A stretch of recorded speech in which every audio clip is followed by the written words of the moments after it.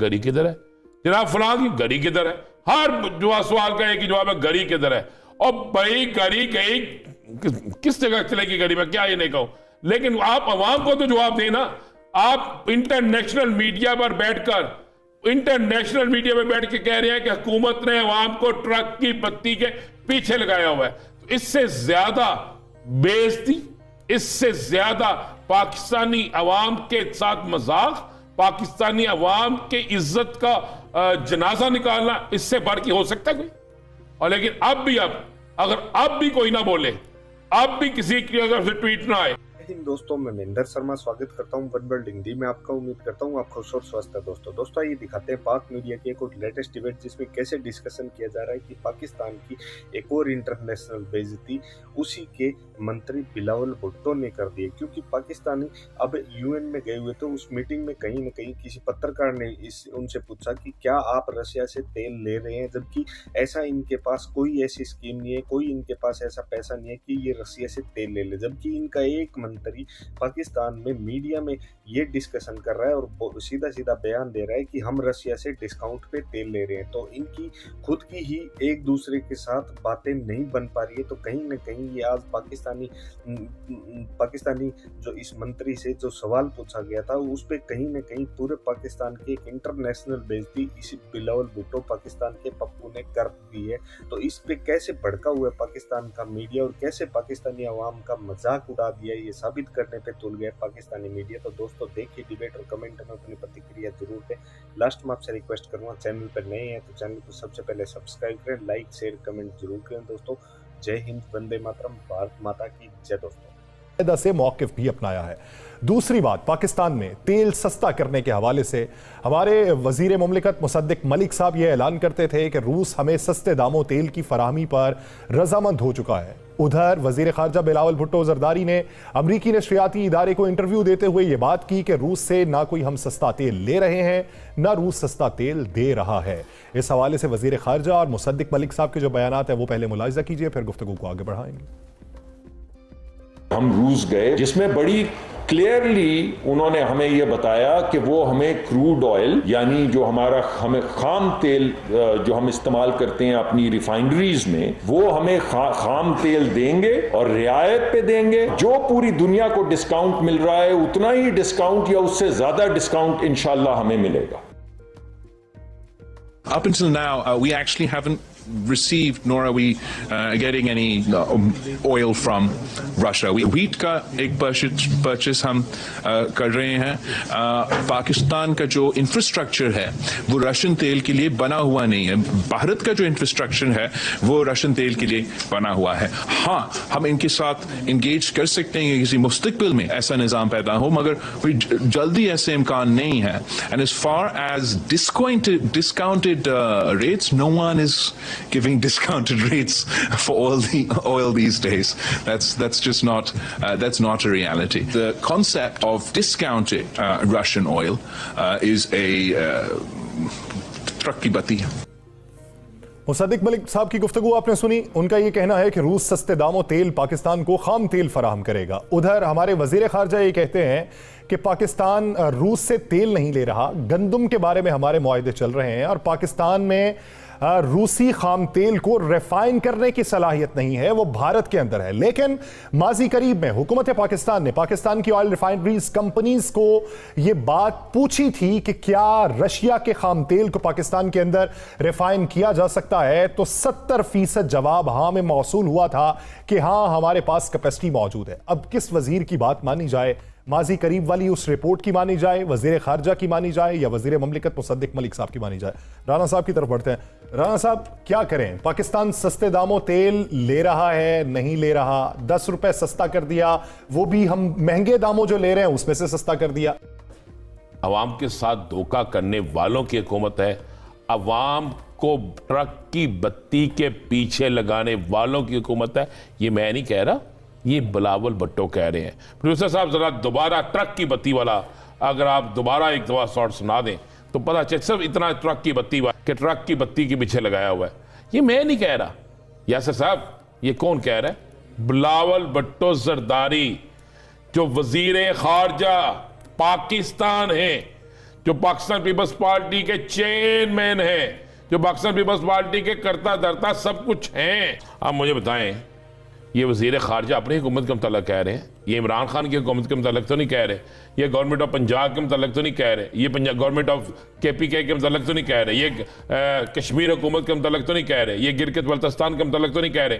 भाई इससे तो साबित होता है अवाम को फुद्दू बनाना, अवाम के साथ खेलना, अवाम के साथ मजाक करना, अवाम के जज्बात को मजरू करना, ये इनका काम है।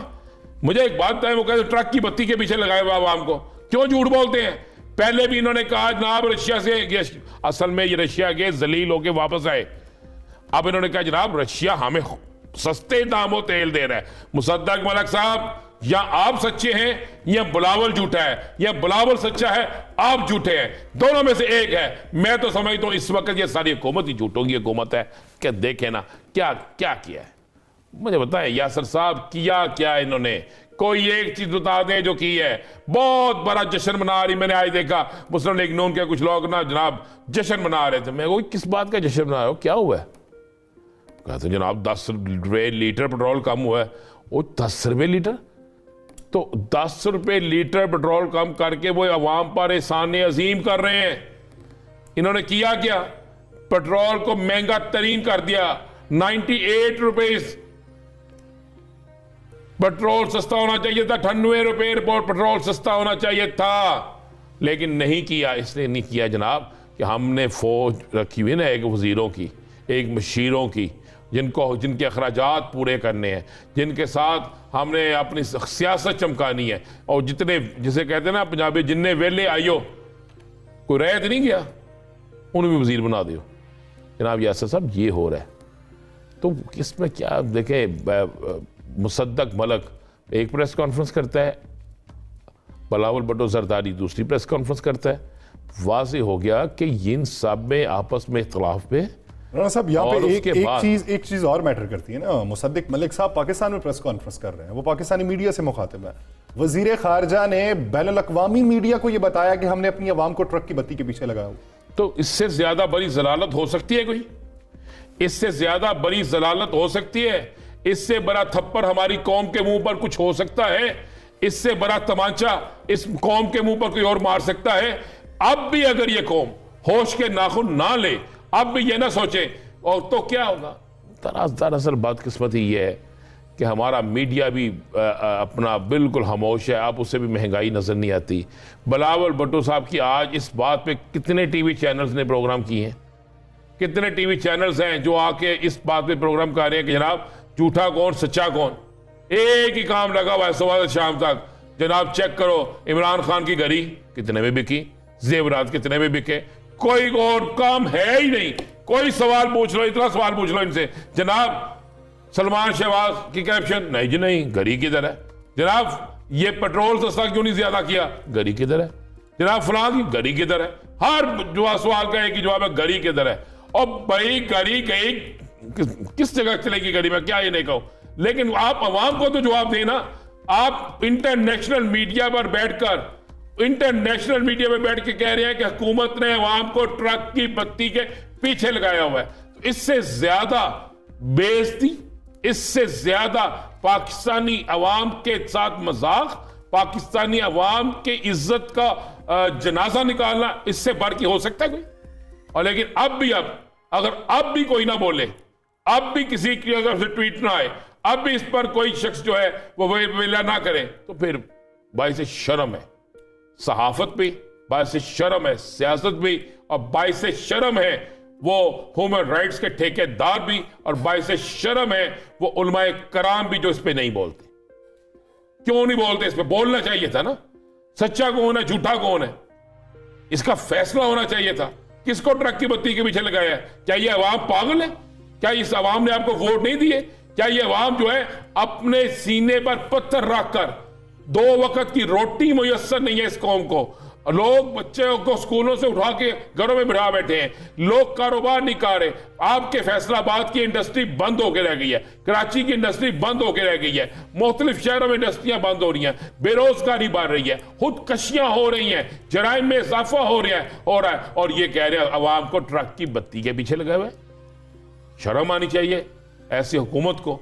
मैं तो ये कहूँगा यासर, अच्छा लगे बुरा लगे, ये झूठों की हुकूमत है, इनमें से सच्चा कोई नहीं है। अगर इनमें से कोई सच्चा है तो इनको आके साबित करना चाहिए। यहाँ तो आके बिलावल भुट्टो जरदारी को माफ़ी मांगनी चाहिए या मुसद्दक मलिक को माफ़ी मांगनी चाहिए। यहाँ तो तारर साहब जो 1.25 घंटे की मीटिंग करते हैं और प्रेस कॉन्फ्रेंस करते हैं, उनको हीरों की दुकानों का पता है, उन्हें जवाहरात का इस तरह लगता था जिस तरह कोई बहुत बड़ा जोहरी जो है वो प्रेस कॉन्फ्रेंस कर रहा है। मुझे तो अपना फरूक जोहरी लग रहा था जैसे प्रेस कॉन्फ्रेंस कर रहा है, जैसे वो बोल रहा है। तो ये हुकूमती इक़दाम तो ऐसे ही हैं, लेकिन अपोजिशन की सोच क्या है, अपोजिशन क्या प्लान करने जा रही है, इस बात करेंगे। सूबाई वज़ीर सेहत पंजाब डॉक्टर अख्तर मलिक साहब ने हमें ज्वाइन किया है। डॉक्टर साहब बहुत मशकूर हैं आपके वक्त के। डॉक्टर साहब, मौजूदा सूरत हाल में विफाकी हुकूमत ये कहती है कि आपने असम्बलियाँ तहलील करने की बात की थी, आप अब असम्बलियाँ तहलील क्यों नहीं करते हैं?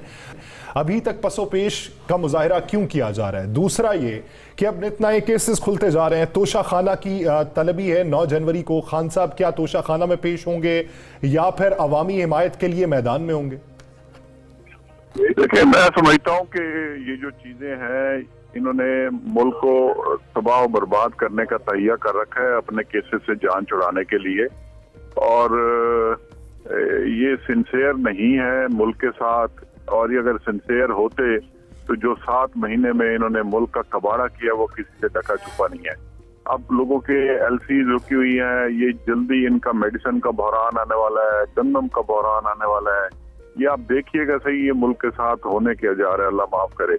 और लोग एक दूसरे के गले लगेंगे और बिला वजह जो है ना, ये अनारकी की तरफ लेके चले गए हैं।